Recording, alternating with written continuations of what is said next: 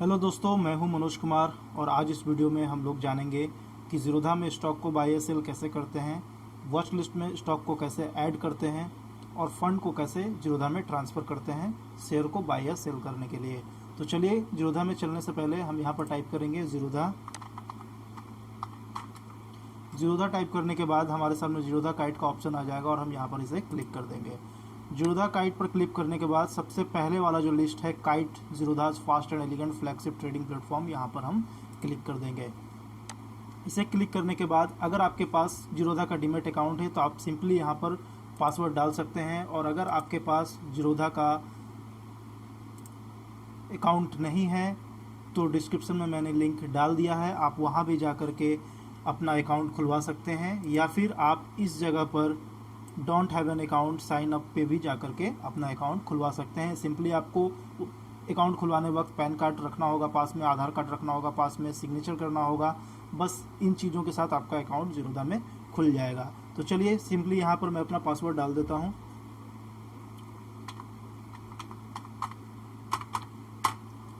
और यहाँ पर मैं लॉगिन कर देता हूँ।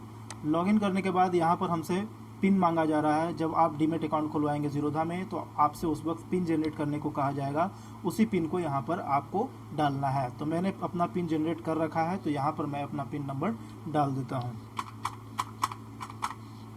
और उसके बाद यहाँ पर कंटिन्यू कर देना है। कंटिन्यू करने के बाद हमारे सामने इस तरह का इंटरफेस आ जाएगा।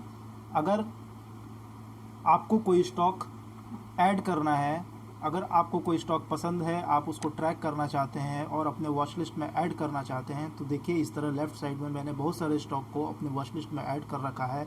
आप यहाँ पर भी स्टॉक को ऐड कर सकते हैं अपने पसंद का। तो चलिए, मैं यहाँ पर आपको एक स्टॉक को ऐड करके बताता हूँ कि किस तरह से ऐड कर सकते हैं। तो सिंपली यहाँ पर चलिए, मैं यहाँ पर एक स्टॉक टाइप करता हूँ, इंडसइंड बैंक को। जैसे मैंने इंडसइंड टाइप किया है, यहाँ पर आप देखें इंडसइंड बैंक आ गया है, जो एनएसई पर लिस्टेड है और फिर बीएसई पर लिस्टेड है। अगर आपको एनएसई में बाई करना है तो आप एनएसई वाले इंडसइंड बैंक पर जाएंगे तो आपके सामने ये 5 तरह का ऑप्शन आ जाएगा।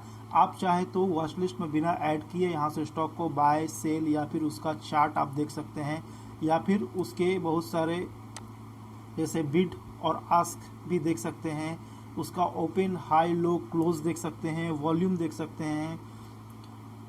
फिर आप जीटीटी भी क्रिएट कर सकते हैं। तो जीटीटी कैसे क्रिएट करते हैं वो आपको अगले वीडियो में बताऊंगा, और यहाँ से आप बाय, सेल भी कर सकते हैं, और अगर आपको कुछ भी नहीं करना है तो आप यहाँ से इसे क्लोज कर देंगे। तो चलिए, यहाँ पर हमें ऐड करना है, तो ऐड करने के लिए फिर से एक बार मैं इंडसइंड बैंक को टाइप करता हूँ।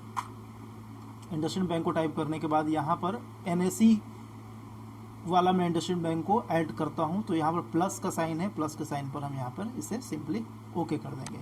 यहाँ पर आप देखिए सबसे नीचे इंडसइंड बैंक हमारे वॉच लिस्ट में ऐड हो गया है, और अब यहाँ से हमें इसे बाई करना है, तो हम यहाँ पर इसे बाई कर लेंगे। बाई करने के लिए अब यहाँ पर आपके सामने 2 ऑप्शन है, MIS और CNC। अगर आपको इंट्राडे में ट्रेड करना है, इंट्राडे में इंडसइंड बैंक को बाई करना है, तो आप यहाँ MIS पर क्लिक कर सकते हैं, और अगर आपको CNC कैश एंड कैरी करना है, यानी कि आपको डिलीवरी में लेके जाना है, तो आप यहाँ पर CNC पे टाइप ओके कर देंगे। अब यहाँ पर अगर आपको मार्केट प्राइस पर स्टॉक को बाई करना है तो यहाँ पर मार्केट पर आप क्लिक कर देंगे, और अगर आपको मार्केट प्राइस पर नहीं लेना है, आपको कोई एक तय अमाउंट पर आपको इस स्टॉक को बाई करना है, तो आप यहाँ पर इस लिमिट पर क्लिक कर देंगे।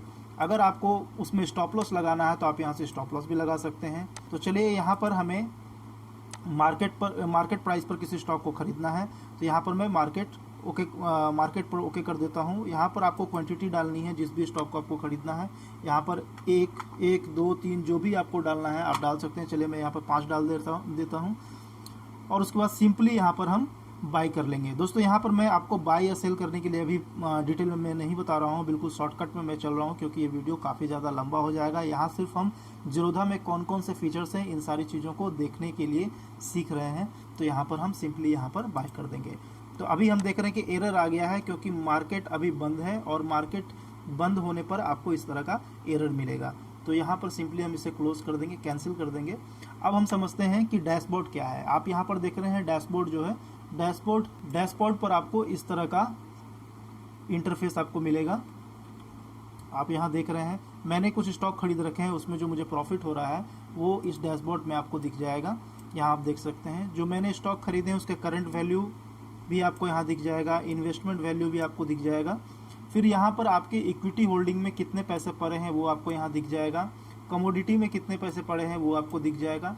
ये सारे चीज़ आपको डैशबोर्ड पर देखने को मिल जाएगा।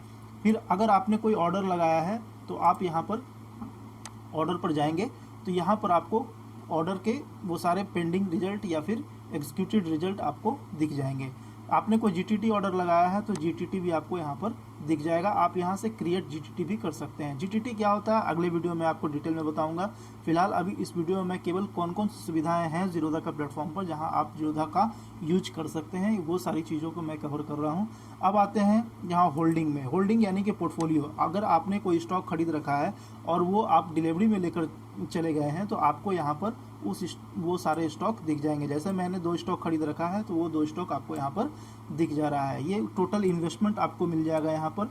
ये करंट वैल्यू जो उसकी होगी, जो अगर प्रॉफिट में है तो या लॉस में है, जो भी उसकी करंट वैल्यू होगी वो आपको यहाँ पर दिखेगा। कितना प्रॉफिट या कितना लॉस है वो आपको यहाँ पर दिख जाएगा।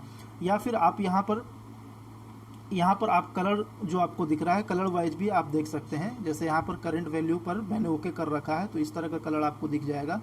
इन्वेस्टमेंट वैल्यू देखना है तो फिर यहाँ पर चेंज हो जाएगा। पीएल देखना है तो देखिए मेरा पोर्टफोलियो बिल्कुल प्रॉफिट में, इसलिए यहाँ पर ये ग्रीन दिखा रहा है।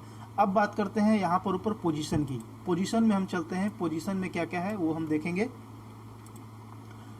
पोजीशन का मतलब है कि आपने जो आज स्टॉक खरीदा या बेचा है वो जो होल्ड आपने कर रखा है वो इंट्राडे में आपका पोजीशन यहाँ पर शो करेगा।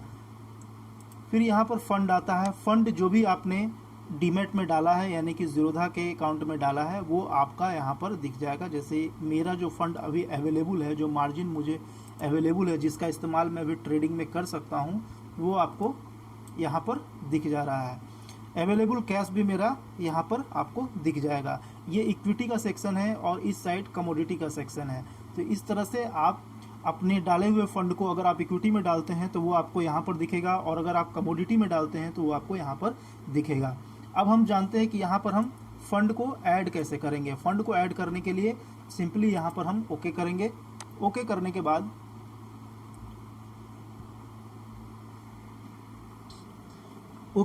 बाद हमारे सामने इस तरह का इंटरफेस खुलेगा, एक छोटा सा विंडो खुलेगा। यहाँ पर हमें अमाउंट डालना है। यहाँ पर जिस भी सेगमेंट में हमें पैसा डालना है, मान लिया कि हमें इक्विटी में डालना है तो इक्विटी डेरिवेटिव करेंसी में यहाँ पर हम डाल सकते हैं। और अगर आपका अकाउंट कमोडिटी इनेबल है तो आपको यहाँ पर कमोडिटी का भी ऑप्शन मिलेगा, तो आप कमोडिटी में भी अपना अमाउंट डाल सकते हैं। फिर आपको यहाँ पर बैंक अकाउंट देखने को मिलेगा। बैंक अकाउंट, जिस भी अकाउंट को आपने डीमेट से लिंक कर रखा है यानी कि अपने जीरोधा से लिंक करके रखा है वो बैंक अकाउंट आपको यहाँ पर देखने को मिलेगा। फिर आप यहाँ पर यूपीआई आईडी अगर आप यूज़ करते हैं तो यहाँ पर आप डाल सकते हैं, क्योंकि अगर आपको अपना फंड यूपीआई के जरिए ऐड करना है तो आप यहाँ पर अपना यूपीआई आईडी डाल सकते हैं और यहाँ पर यूपीआई पे क्लिक कर सकते हैं। अगर आपको यूपीआई के द्वारा फंड नहीं डालना है और आपको नेट बैंकिंग के द्वारा डालना है तो आप यहाँ पर सिंपली नेट बैंकिंग पर क्लिक कर देंगे और यहाँ पर कंटिन्यू कर देंगे। कंटिन्यू करने के बाद आपको वो सीधा आपके बैंक के साइट पर ले जाएगा और वहाँ पर आप अपना आईडी और पासवर्ड डाल करके पेमेंट जनरेट कर सकते हैं। तो चलिए, आपको ऐड फंड को भी मैंने समझा दिया। अब मैं आपको बताता हूं कि किस तरह से आप अपने फंड को विड्रॉ करेंगे। तो विड्रॉ करने के लिए आपको विड्रॉ के बटन पर क्लिक करना है। जिस तरह हमने ऐड फंड्स के बटन पर क्लिक किया था उसी तरह हम लोग विड्रॉ के बटन पर भी क्लिक करके विड्रॉ कर सकते हैं। तो आइए देखते हैं विड्रॉ के बटन पर क्लिक करने के बाद क्या मिलता है हमें।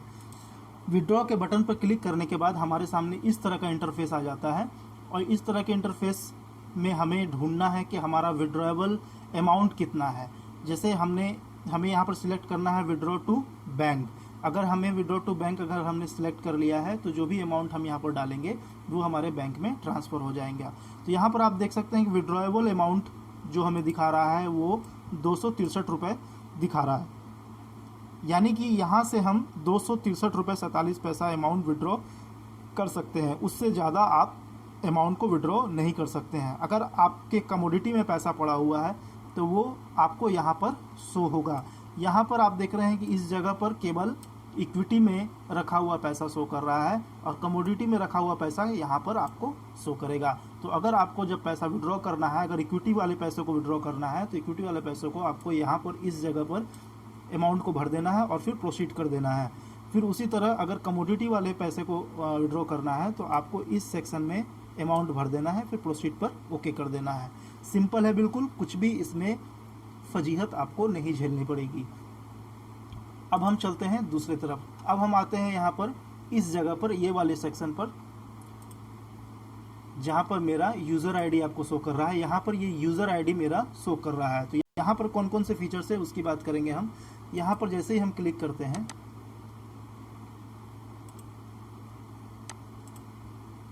यहाँ पर जैसे ही हम क्लिक करते हैं तो यहाँ पर माई प्रोफाइल आता है, कंसोल आता है। कंसोल में जाने के बाद, कंसोल में आने के बाद आप यहाँ से अपना पोर्टफोलियो देख सकते हैं जो आपके होल्डिंग में पड़ा हुआ है।